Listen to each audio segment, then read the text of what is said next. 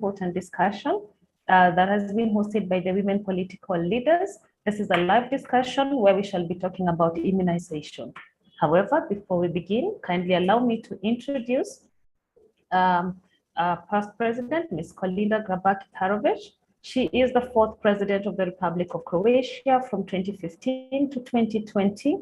She is the Women Political Leaders Global Ambassador for Vaccination, the chair of the Council of Women Leaders, and she's also she has served as an Assistant Secretary General for the Public Diplomacy of NATO from 2011 to 2014. Not only is that a really important thing, but it also takes note that she serves as the very first woman ever to hold the position of Assistant Secretary General at NATO. Ms. Kolinda will give us an opening remarks to this conversation, and I'd like us to warmly welcome you. Thank you. Thank you, Dr. Busire. Welcome everyone to today's conversation on behalf of women political leaders. The COVID-19 pandemic has brought about immense changes in the way we conduct our lives. Its effects have been felt greatly across all aspects of society and across all continents, and will continue to be felt for many years to come. These effects have reversed the progress countries have made on infectious disease control. The case is more severe in developing countries, where the mitigation measures taken against COVID-19 have significantly disrupted other essential health services. This disruption has threatened the control of major high-burden diseases such as HIV, cancer, Alzheimer's, diabetes, tuberculosis, and malaria. COVID-19 has had its toll on every country, and European countries have been fighting a long and exhausting battle. Being host to some of the world's biggest hotspots and having endured multiple waves and almost facing collapse, the European health systems have been pushed to their limits during this pandemic. This pandemic has demonstrated that neither our health systems nor our societies were prepared for a fight like this one. Now, more than 2 years into this pandemic, what are the lessons that we have learned as society? How can we prepare for when the next health crisis arises? Healthcare workers have been on the forefront of the fight against COVID-19. There is no doubt about that. But politicians have a significant role to play in combating health crises like this one. This is why WPL conducted a study with the support of MSD to better understand politicians' view toward immunization and to ensure that right legislations and the right budgets are put into place for strengthening our health systems and protecting us citizens. Today's dialogue will focus on the lessons that we have learned as a society from this pandemic and how we might ensure that we have a future-proofed framework in place. And for this, I'd like to give the floor to our moderator, Dr. Nelly Busire. Thank you. Thank you. Thank you very much for that very powerful opening remarks. I think we all take cognizance of what you say. And not only is this a European issue, as you say, it's a worldwide issue. All health systems have been grossly affected. And not only that, vaccination, which has been the core in protection of humanity, really, against the most important thing, which is disease severity, cutting down on mortality rates, has been grossly affected. So as we move on, we have to think about the effectiveness of vaccines, what they've done for us this far, and why it is really critical for us to look forward to trying to protect the gains that we have made, despite COVID-19 trying to pull us back. I think as the president has highlighted that WPL already began this evaluation process in 2021, and this was under the Global Study on Immunization report, and this gathered the views and the insights from political leaders from 59 countries to better understand their view towards vaccination programs. And this has led to defining key insights for political leaders on why it is so important for us to be able to protect the gains that vaccination has made across the world. We must be able to find out how to mitigate the possible disruptions that have come up and how do we improve resilience going forward. So as we discuss some of these insights today, we'll also be looking at political leadership. And we must never forget that the male to female disparity in both political and health sector leadership is still very glaring. And this is the fact that women represent 70% of the global health workforce, yet we see how small that percentage becomes when it comes to leadership, because it still remains predominantly male dominated. Not only have they been at the forefront of the COVID-19, they've also been trying to protect citizens and trying to save the sector from actual collapse. So many organizations that have been directed by women have been in the forefront of this fight against the pandemic. And this has been the case for the European Center for Disease Prevention and Control, whose efforts in mitigating the COVID-19 pandemic have been so crucial to the prevention and collapse of the European health systems. We must never forget that the pandemic is not the only health crisis we're facing right now.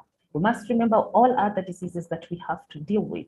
We must remember diseases like HIV, diabetes, tuberculosis, and malaria in Africa, where we come from, still continue to be a major threat to human life.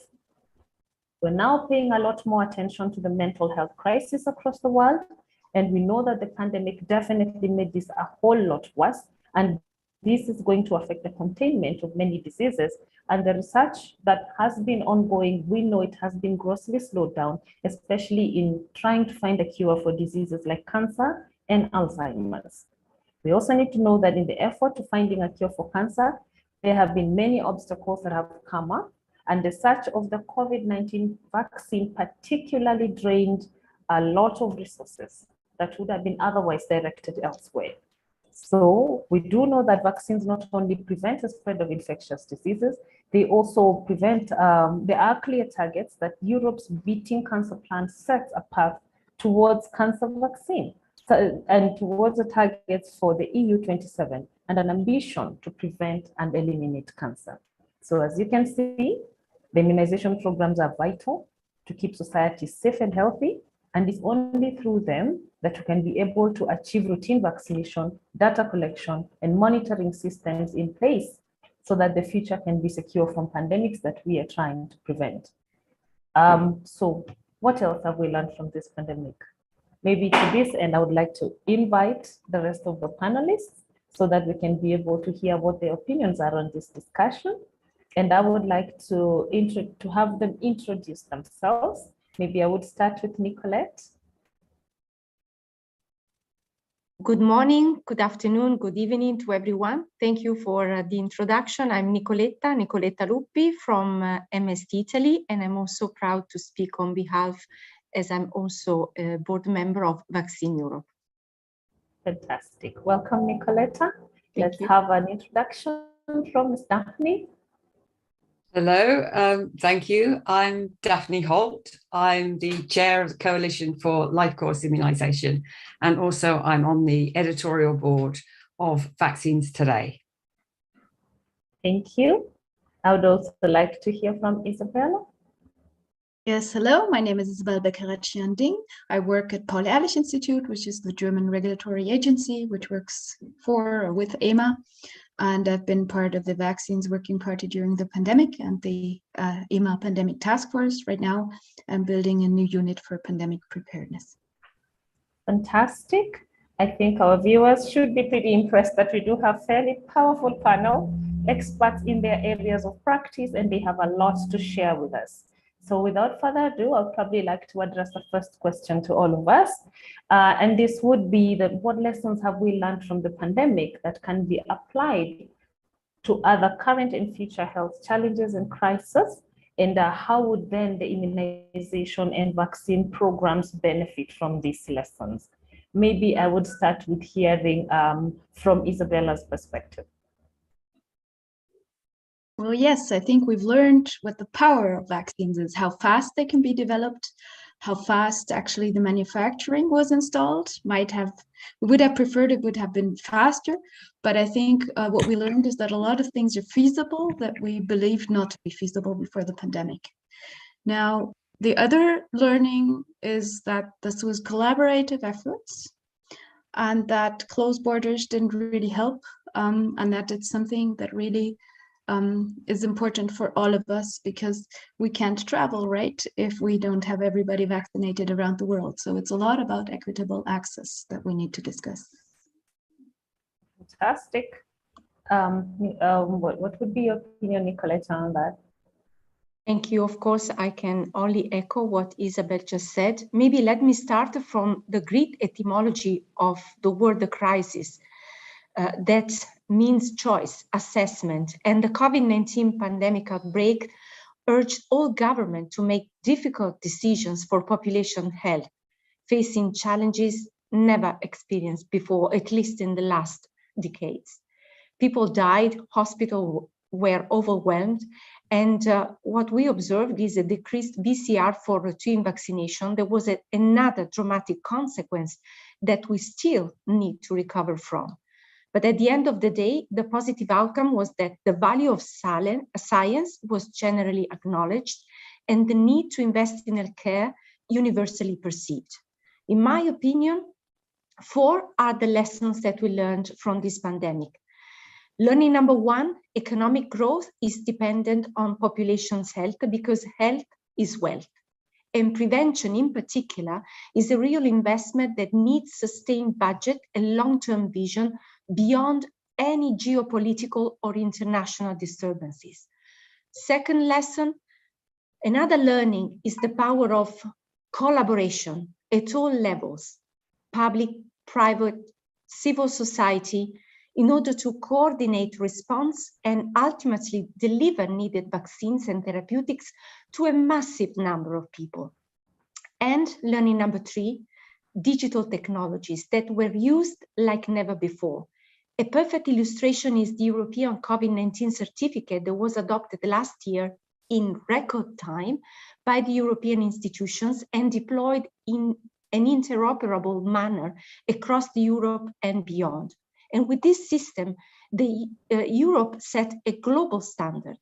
And having worked in the field of vaccines for a decade, I believe that this kind of tool, adapted and tailored for other public health challenges, could be really helpful, both for public health decision-making, as well as for improving vaccine literacy and ultimately for improving vaccine confidence.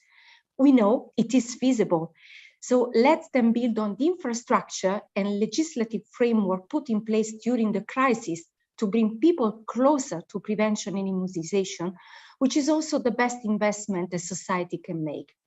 Fourth and last lesson learned from the COVID-19 pandemic is the need of a robust and resilient health systems that are critical for functioning economies and prosperous societies. And immunization is a foundation element that deserves more than the current 0.1% of healthcare budget on an average in the European countries. As you anticipated in your question, we need to get ready for the next crisis, the next outbreak. And maybe we could start thinking about AMR, antimicrobial resistance, that is a silent pandemic that is estimated to cause approximately 33,000 deaths each year only in Europe. As MST, we are focusing on antimicrobial and vaccine R&D, both for humans and animals, as it is embedded in the One Health approach. And we are an active contributor to the AMR Action Fund and the AMR Industry Alliance. Amazing, amazing insights right there. Daphne? Thank you. Yes, the things that I have to say actually have already been said. I've got 4 lessons also. The speed at which vaccines were developed, tested, and found to be safe and effective was really impressive. But after a slow start in some countries, vaccination campaigns were rolled out successfully on the whole. And all available routes of delivery were used, including pharmacies. And this last one was the game changer for healthy adults who rarely see their doctor.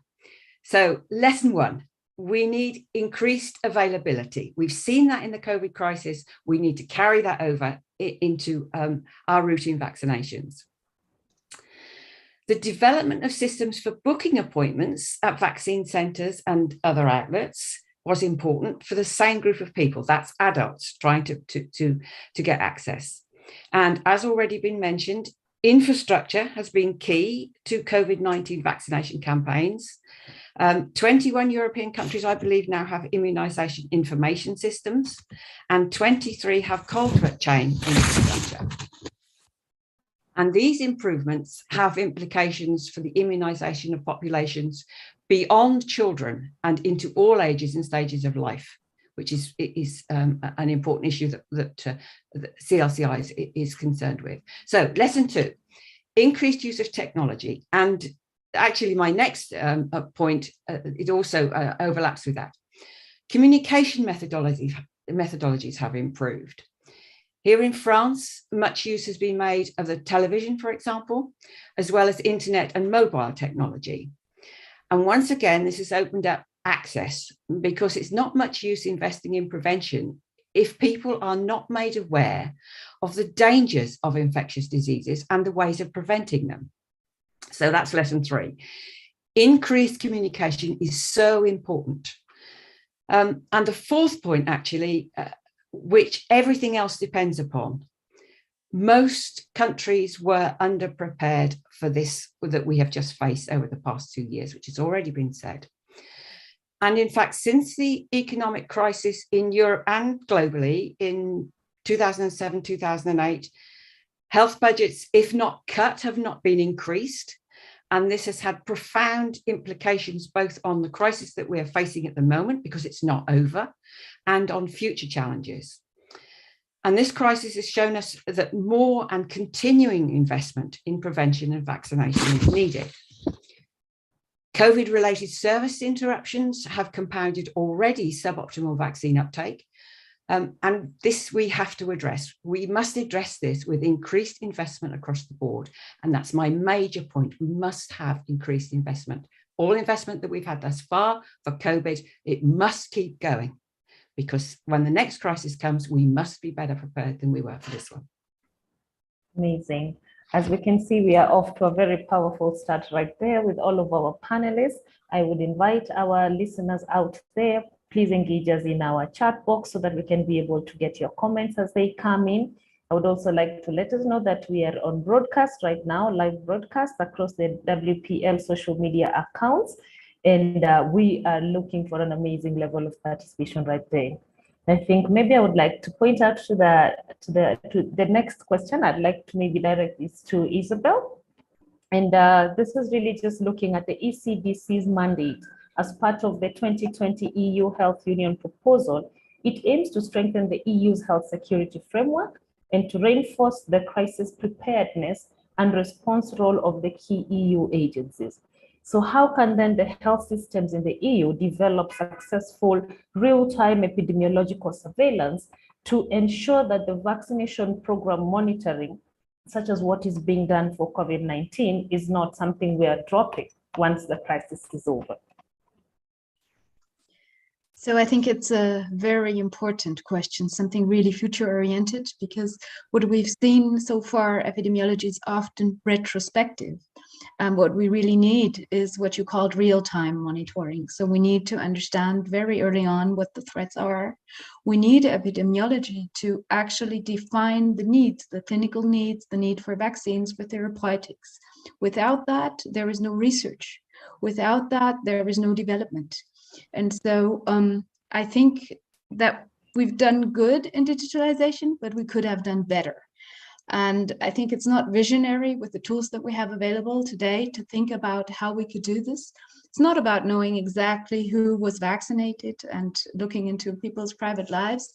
It's about understanding, are the people who are being left behind, are the populations at risk, and how can we actually tackle a crisis. And I think for this, we do need a better digital network throughout the EU, and maybe also consider using this network for deployment, because that's the other real challenge we have in such a crisis. And I think this is one of the areas where we improve, but we were definitely not prepared for the crisis, and we're at risk of losing this after this is all over. Mm-hmm. Amazing. That's very important. I think for me, the most important comment that I take away from you is that the process should not just be able to tell us what we're doing right. but to be able to actually bring out what are we missing, who are we leaving behind, who are our disadvantaged populations. Because I think if there's one thing we learned in the pandemic is that the danger is not those who get vaccinated, but the few who don't, and that nobody is safe until we are all safe. That's a very remarkable point, and I think quite an important lesson that we're learning right there. So maybe we can we have a conversation on exceptional skills in how and experience in handling the pandemic, and the paramount and very paramount to women leaders was the safety of their citizens. Yet, despite this, we know that there is a huge disparity between the male and female leaders in the population. This ratio is as far as 4-1. Okay, so has the pandemic taught us the importance of women leadership? And is this going to give us a ticket to trying to open the door to have more women in leadership and give them room to be better prepared to take on this mantle, especially in the health challenges? I don't know, maybe I could start with hearing what Daphne thinks about this. Well, it certainly taught us the importance of leadership, and I must emphasize that word leadership, and strengthening leadership at all levels is a central pillar of the CLCI manifesto. And Europe needs to hear the voices, not just of policymakers, but healthcare professionals and the public alike. Female voices in the public debate, as you've just said, are in a minority, and this crisis has certainly given us the opportunity to improve this. And I would suggest that we could benefit from women in leadership positions in all walks of life, not just in health. But if we return to women in the pandemic, research by, I think it's Forbes, has shown that men have used war analogies and fear-based tactics. So the French president said, "We are at war." While women have focused on families, on children, and on the vulnerable groups. And they've used messages of compassion and social adhesion.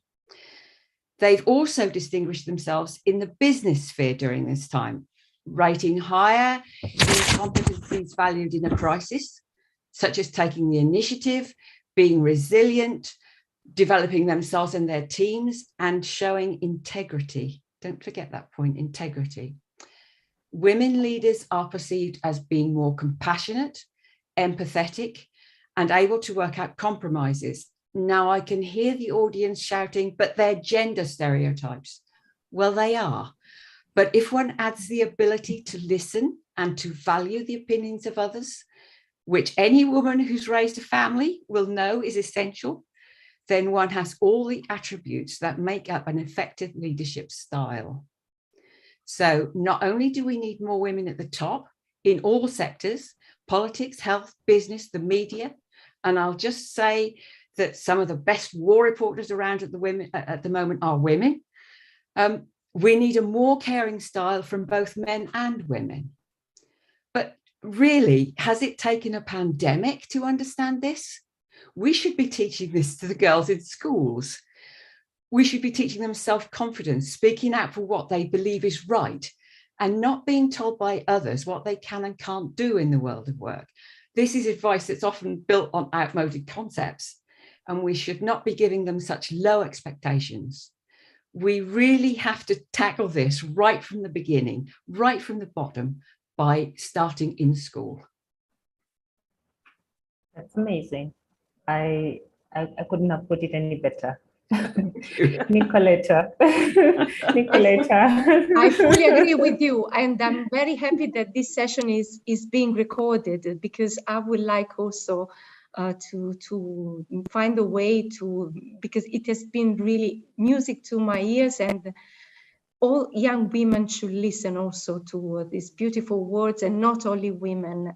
It's a way really to work on diversity, equity, and inclusion for a real change for good. Yes. What can I say more? I think that's one of the critical aspects to achieve gender equality is really to ensure women's full and effective participation and equal opportunities for leadership at all levels of decision making in political, economic, and public life.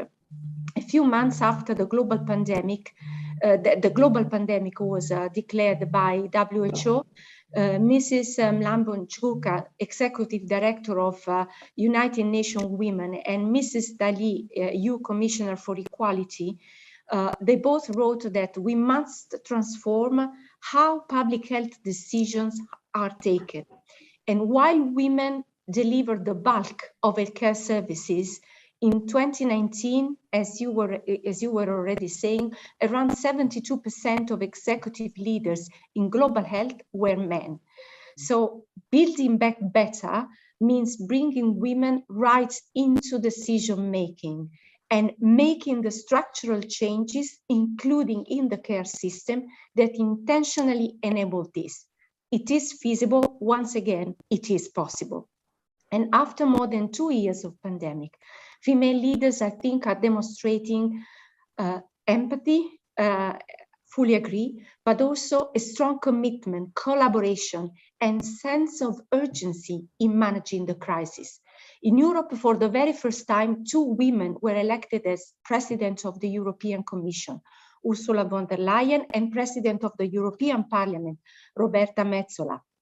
3 women are also leading as President of the European Central Bank, Christine Lagarde, President of EMA, Emer Cook, and Director of a CDC, Andrea Ammon. Commissioner Dalli, with the EU Gender Equality Strategy 2020-2025, aims at reinforcing women leadership towards achieving a gender equal future. And we've seen how the negotiation skills of Ursula von der Leyen with the heads of states and government were critical to both enabling a fair distribution of personal protective equipment and vaccines across the EU 27 and to the adoption of the next generation EU. This program in particular is paving the way for economic recovery and of our continent in line with the digital, green and health agenda. So it's about how they are working, it's about what they are doing, facts, actions, and the future should be more than ever to have a bigger impact on the entire society, a diverse, an equity, and sustainable future. Fantastic. I think all I'm hearing over and over is that women had an opportunity to demonstrate a level of resilience that was absolutely unexpected.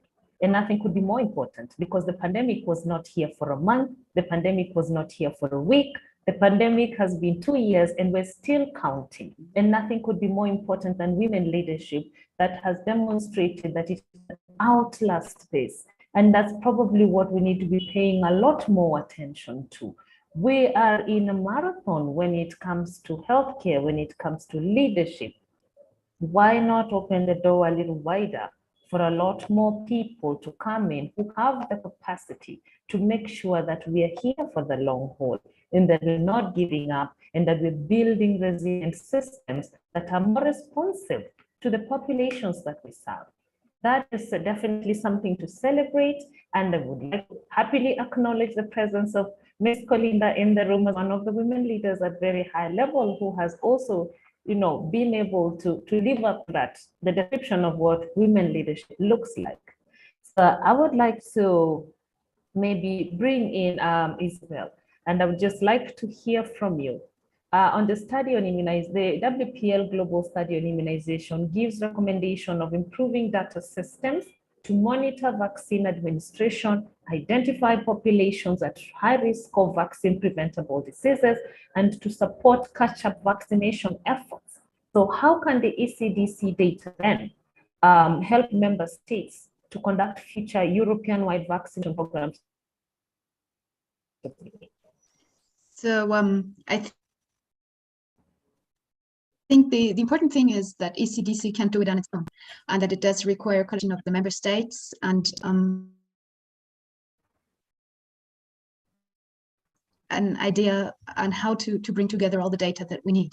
Most important thing, first of all, is to get everybody on one side by finding a strategy, really defining what is the value that we can create by working together. This pandemic was like the first step, because we started understanding how relevant it is to have these data. But now we have to think about how to exploit them and how to really, cross the borders with the data and try to see that if we have more data and more people actually who've been vaccinated or not vaccinated, it's easier and faster actually to understand which populations are at risk, which are in the highest need. This is something where we're still not that far if we look at it, because we do understand that some people are severely ill from COVID, others are not. But we haven't really understood so far what the contribution of the vaccine is, how strong it is, whether there's people who need more boosters or need to be better or earlier vaccinated than others. At the beginning, of course, we thought it's the elderly, but now we know there's also young people at high risk. And we can only understand this type of questions by pooling huge amounts of data. Great. Data, when we say we believe in data, data speaks to us in a universal language that we all have the same understanding of. And maybe just to reiterate just how important this is, it's not just generating data in our silos, but it is being able to share these data across platforms, because the more data we're able to aggregate, then the faster it is for us to be able to come to logical conclusions scientifically on what's the way forward. I don't think we could really understate this in any other way. And maybe I would just like to hear what Nicoletta thinks on that. I mean, how easy has data sharing been? We've talked about it out there in other aspects. Absolutely. Data interoperability, as you are saying, is really crucial. Let's say that data systems are very important in immunization for the following objectives. We can monitor VCR, and during COVID-19 vaccination, it was demonstrated that it was possible to daily monitor the number, age, region of vaccinees, and the gap to reach the target. To identify risk patients for vaccine preventable diseases, to invite people to vaccination, send reminder and catch up on vaccinated people, to integrate the vaccination registries with screening and disease databases to measure outcomes, particularly important for vaccine preventable HPV cancers, and also to improve infectious disease surveillance and serotype and variants causing diseases. Sharing best practices in immunization programs is essential, even if healthcare services and the organization model greatly differ among the 27 member states. The role of the CDC, as it has been said, is very important to share national immunization programs, implemented vaccination schedules, information on the circulation of viruses and bacteria causing diseases in order to alert as soon as possible of possible outbreaks. Long-lasting efforts are needed to recover from the COVID-19 pandemic, which has caused severe disruptions to routine immunization programs across the entire life course, in particular for pediatric and adolescent vaccination. In Italy, if I can quote an example, as far as HPV vaccination rates are concerned, we observed a 10% decrease in 2020 versus 2019, with an estimation of 700,000 boys and girls who did not receive vaccination. And this is a huge gap that needs to be addressed. And with Europe's Beating Cancer Plan, Europe is committed to eliminate HPV-related cancers. It is an ethical fight that all players, policymakers, HCPs, public health authorities, industry, we all needed to take on together. And this cannot happen without improvement in data being collected and made available at European level. Also, the war in Ukraine and the millions of Ukrainians, most women and children, fleeing to the neighboring countries is adding another pressure to the system. ensuring continuity of routine vaccinations and addressing gaps in prior vaccination histories is an essential element of public health support for displaced children and teenagers. To conclude on that point, like any public intervention, adequate resources are needed to be effective and cannot be distracted by healthcare.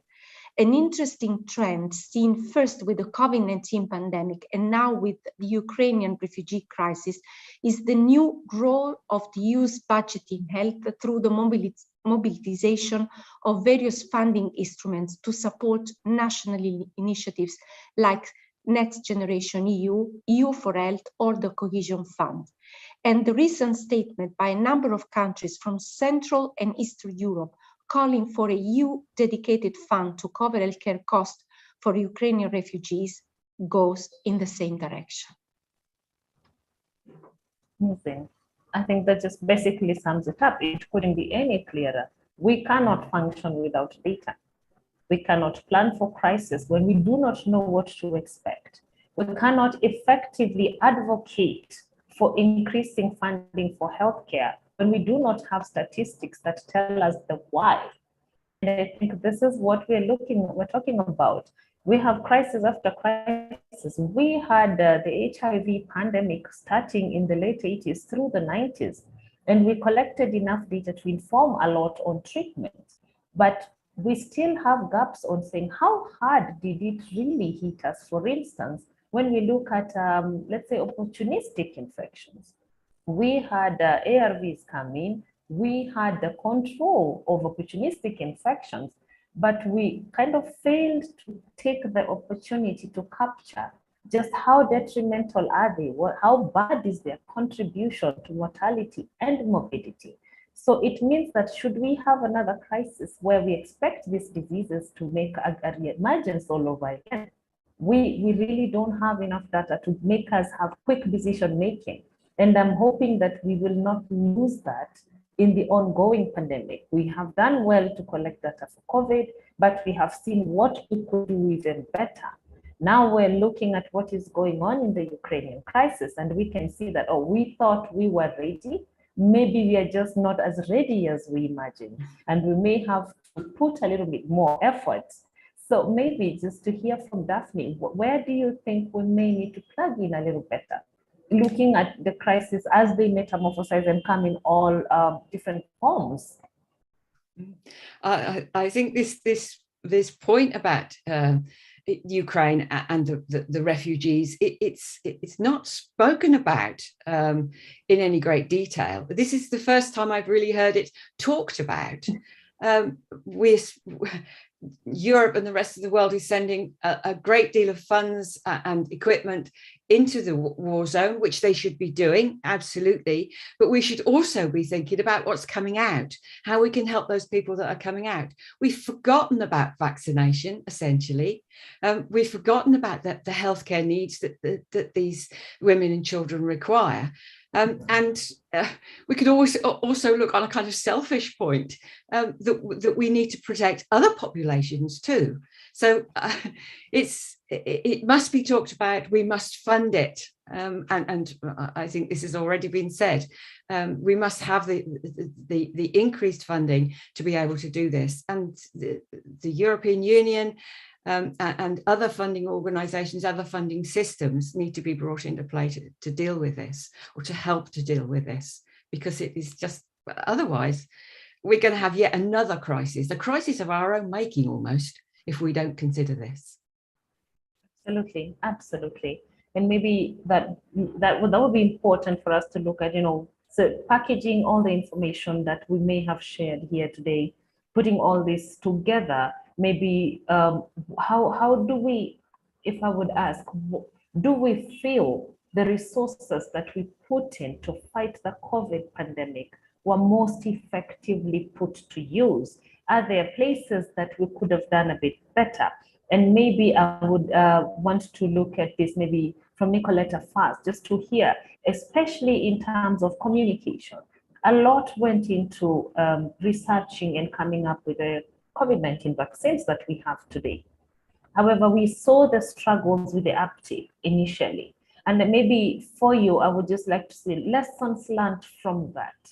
Vaccine hesitancy has been an issue, which sometimes looks like throwing cold water on the effort of having come up with these vaccines and all the effort that the whole world came together to do this. So maybe just looking at that and just collectively from lessons learned, maybe the angle, as I said, we've done well on the science. In terms of reaching out to this, the society, are they even seeing this as much as we are? And if not, what are the lessons we take away that we could then employ to improve our future situation, or maybe to minimize the impact of vaccine hesitancy, for instance? Well, I think that there are two main lessons. The first one, we had an additional evidence, if ever needed, that prevention is a smart investment. And the second one, as you are saying, that promoting vaccine confidence is a long-lasting effort that requires continuous collaboration. As we said at the beginning of our roundtable, a low investment in healthcare and research and development has negative consequences on the ability of a state or a region to prepare and respond to health crises in time and in an effective way. Economic growth and stability are intrinsically linked to health, and prevention means more productivity, less direct costs for healthcare and social security with an important return on investment. I think the era of cuts in public healthcare budget should come to an end. We need to create room for innovation in vaccines and drugs and to ensure fast and appropriate access to patients, especially to innovation. With regards to promoting vaccine confidence, while mistrust in vaccination has always existed, I think it has taken another dimension during the pandemic with all the anti-vax communication on social media. Information and reliable communication are key. And at the same time, fake news must be faced. Science-based information are important to face mistrust in general public by explaining that safety is the priority for the development of vaccine. At global level, as MST, we are working to increase global vaccine confidence through the Alliance of Advancing Health Online, which brings together leaders from the technology, the healthcare, global development, and academic sectors. The goal is really to work together to better understand how social media and other online platforms can be leveraged to increase vaccination confidence and VCR uptake, with a strong focus on historically excluded and marginalized communities. We know that vaccine hesitancy threatens to potentially reverse progress made in combating vaccine preventable diseases worldwide, and it needs to be addressed day after day, but always together. Absolutely. Absolutely. I mean, really, wise words right there. We're learning a lot. We do not have room to drop any single lesson we may have picked over the last 2 years. We can only put everything in one basket and then add on to it, but move with all of that information collectively. So maybe I would also just like to see from Isabel's side, we definitely made great strides in terms of science, in how quickly we could put a vaccine out there for use. Is there any additional lessons that you would say that speaks to the scientific world? What else could we, have we learned that we will carry forward and do a little differently? I think maybe if you're asking me at this point, I would like to first really declare that the procedures were not shortened or anything cut off or so, but that people who were engaged here just worked many over hours to be able to do this, because this is a worry for people. And I think everybody should be clear that it was a regular procedure and that all the information that was available was taken into consideration, and the decisions were based on our scientific knowledge and the research knowledge that we had at that time point. And you saw that these efforts were continued with pharmacovigilance, etc. All mechanisms that are in place. So this is something very special. It's not a luxury, but it's something where a lot of funds are invested and that we need to provide the security to people who are then going to be vaccinated. So I think we have excellent mechanisms. We just need to make use to them. And I fully agree with Nicoletta. I think it's a lot about education.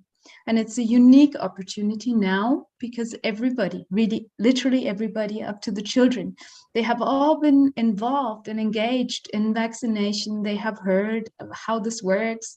Nobody before knew what EMA was. Now they know. And I think we should use this opportunity to continue the education, to bring this into the schools. It's basic understanding of immunology in the end that we need in the population to understand how a vaccine helps, how it protects, why it might not protect certain people, because they're always going to be there. And if we can promote this knowledge, I think we can also make progress on other vaccination programs that face maybe similar difficulties as we sometimes saw or were very aware of with COVID-19. Do you feel that this may have been useful in speaking to the policymakers responsible for budgeting, for instance, when we're talking about the vaccine development is not necessarily a slow process. It is an extremely expensive process. And the fact that maybe we may not budget adequately at all times may then draw out the process a lot longer than we could, because when it became an international crisis, everybody put money in the pot to make sure that we came up with this. Does this mean then that there are other vaccines that we probably haven't considered it important enough to invest enough to be able to have the resources that were at the disposal of our scientists to be able to come up with this? I think clearly it's always about the priorities you set. And you need a strategy, you need to show where there is added value. With COVID-19, it seemed relatively easy.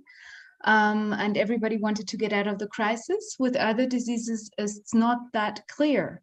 And this is why the data are so important, because I told you earlier that I think they're important to define the clinical need and to stratify who is in need. I think that from a developmental perspective, we do not have much boundaries nowadays. The boundaries are really that mainly the public side has to decide what is needed and what is wanted. Absolutely. Quite important there. Daphne, what do you think? Where are we going? What must we carry forward? What must we never forget? Well, I'm going to step slightly off piste here, and I'm going to say, for too long now, we've taken things for granted. We've taken our health for granted, the economy, our children's education, even our social interactions. All of that has been changed by what's happened over the past 2 years. And honestly, if we don't start to take seriously the challenge that is climate change, and if we continue to destroy habitats that bring wild animals closer and closer to domestic animals, then we will have more species transfer of pathogens. That's jumping from species to species. And then the next health pandemic will be upon us before we even know about it. And the point that's just been made about children and young people, I think the climate change, the point about what's happening with the climate almost brings vaccination and prevention and preventative health into juxtaposition. And I really do believe that we've got a real basis now to build on what's happening out in the world around us. It's a lesson we've all got to learn. This is so important. I don't think it is possible to round up the importance of global health better than you have possibly put it. We're no longer going to be in our isolated silos and saying, oh, what's unique to Africa, what's unique to Europe, what is unique to the Americas. We're understanding that we crossed those boundaries a long time ago. And whatever decisions that are made have got to be universally available to all corners of the world if we're going to have, what COVID showed us and how quickly the infection was able to spread across the world is a sign that this, when we say global village, we absolutely mean global village. You know, it may have taken a century for us to have a worldwide pandemic. I don't think it's going to take another century before we see another one rearing its ugly head. We have got to be ready. We have got to understand just how big global health is to this space and the role of vaccination, because that's a very central aspect when we have conversations about global health, to be able to deal with where we intend to be in another century. I don't think I have had such a stimulating conversation in a long time, especially about vaccinations. We've just been hearing the one-sided conversations, but just to bring it all together, to bring our experts in the room to tell us what's been going on around the world in their spaces, this has been so enriching. I would just like to maybe, say 1 hour and just very, global perspective, all the way from policy to down to the science, to the advocacy, to be able to talk about financing and distribution, the key pillars of health in any health system. It is important. And I'm very grateful for all of those who have joined us. I haven't seen any comments from all of us. If there's anybody who would like to ask a question, kindly let's not close anybody out. Directed to any of our panelists, we're happy to hear from you. We're happy to hear comments from our listeners. And we know that we have a much bigger forum out there following us on our social media platforms. We're very, very grateful to have all of you in the room. I think before we conclude, I would maybe just go back to Ms. Colinda and hear your maybe closing remarks before we end the session. Thank you very much. And I would like to thank all the panelists for their wonderful contributions today. I've been taking a lot of notes, as a matter of fact. And thank you, Dr. Bosire, also for moderating today's session. For me, the biggest lesson learned as a takeaway from this pandemic is the need for more solidarity. Solidarity within societies, solidarity among societies, and solidarity among us all on the global scene. We see that, that's the number one lesson learned, because we see that interdependence of globalized world was really at work during this pandemic. As we have said so many times, no one is safe until everyone is safe. And that is absolutely true. Until we have vaccinated people, a critical number of people around the world, we will have the pandemic replicating itself over and over in new variants that become more unpredictable or more difficult to control. Number two, it's absolutely the importance of science and innovation of scientific research. This is in two aspects. One is combating skepticism with scientific information and educating people, because this applies not just to COVID-19, but other vaccinations for other vaccine preventable diseases as well, where we see vaccine skepticism on the rise, especially among young parents. And the lessons learned from the information campaigns that we've had throughout this pandemic can certainly be applied to others as well. But the second point of science is that the mRNA vaccine that was developed for COVID-19 can now be used for other diseases as well. And I hope that it will be for tuberculosis, for instance, and other diseases. So, we've been forced with this pandemic to make this huge leap into the new level of technology that will help us to resolve other potential pandemics or the existing diseases and epidemics that we have at this point. Now, with that, though, we definitely, my third lesson learned would be lack of infrastructure. And we see that in particular in the countries who are still in different development stages in the world that is developing. We have in contrast to the first stages of the epidemic when we had lack of vaccine.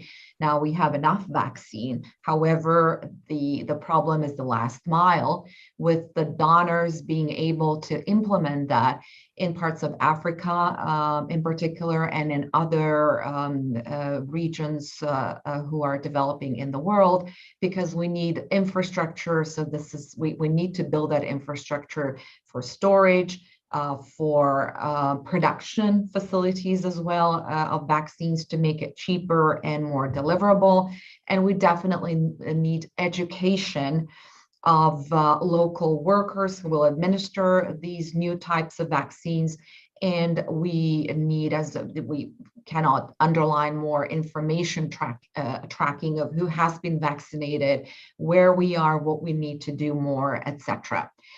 The fourth lesson learned for me is the widening socioeconomic gap that we have seen in all walks of life, including in gender equality, the rise in violence against women. The fact that during the pandemic, which was on the one hand made a little bit easier because of the development of the new technologies, on the other hand, the limitation of those technologies, the number of available devices and the quality of internet very much affected also the position of women, the fact that many girls had to leave school and have to take care of other family members, etc. And what we've also underlined, the fact that we lacked women on many of the panels in the organizations who were charged with resolving the fallout of the pandemic. And the fifth lesson learned is that a pandemic produces other pandemics, unfortunately. We talked about the fact that we have sort of sidelined taking care of people who suffer of Alzheimer's, or who have cancer, or potentially could be diagnosed with cancer, but also an entire pandemic of the mental state that we will all be leaving this pandemic with, that we will feel for years to come, for some even in terms of post-traumatic stress disorder, and that we certainly have to grapple with, and that we have to find solutions for as well. So thank you again, and I turn back to Dr. Bosire. Thank you so much. You basically gave us a full summary of what the conversation today has been. I would absolutely love to appreciate all of you. Thank you for making the time to be here. Thank you for sharing your powerful insights with us, each one of you. Thank you to our listeners who have been with us through the hour. We have said it's global health, and global health is for all of us. It is not for certain populations of people. We are all affected, and therefore we are all together in this. I would like to appreciate Ms. Conchi and George who've been with us on the technical side. Thank you very much for your support, and thank you for being here. Have a lovely morning, afternoon, or evening, wherever you are in the world. Thank you.